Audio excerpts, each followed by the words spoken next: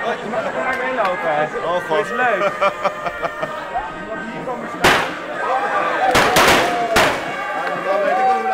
Eerste reactie? Cool. Ja, geweldig. Geweldig. Super tof dit. Maar ik wist het al 3 weken, joh. Dus ik zat echt te wachten van wanneer komt het nieuws zoals ik naar buiten.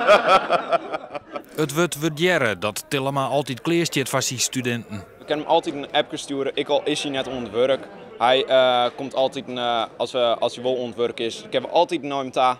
En dan maakt hij altijd een tijd voor ons vrij. Ik al is hij even bezig, dan kunnen we altijd bij hem even terecht. En zowel voor squallen of voor gewone persoonlijke vragen kunnen we altijd bij hem terecht. Dus ik probeer niet als docent erboven te staan en heel erg docenterig te zijn, maar gewoon een van hen te zijn. En dat lukt natuurlijk qua leeftijd nog dicht op die jongens.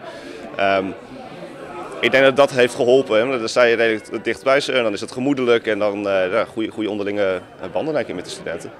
Daarnaast vinden studenten het noffelijk dat zijn colleges na het weekend stadig gewoon beginnen. We beginnen gewoon met z'n allen met een lekker onzinnige een soort van mini-college of zo. Een willekeurig onderwerp, altijd wel een beetje met multimedia te maken. Een bakje koffie erbij en gewoon eerst een uurtje gewoon lekker met z'n allen daar zitten. Een beetje rustig de week beginnen en weet je, de echte colleges die komen later wel. Maar het is gewoon belangrijk om goed te beginnen, denk ik. Er is flink campagne viert van Tillema. Ongelooflijk veel social media gebruikt. Op een gegeven moment ontstond er een strijd onder de docenten die met posters in het gebouw en buiten gingen flyeren om maar zo ludiek mogelijk stemmen te werven. En dat heeft blijkbaar zijn vruchten afgeworpen.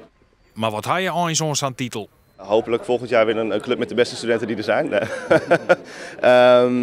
Wat heb je eraan? Eeuwige roem. Hele leuke momenten hier. Goede verrassing. Het is denk ik vooral gewoon een stukje waardering van de studenten naar mij toe. En ik denk dat dat het allerbelangrijkste is.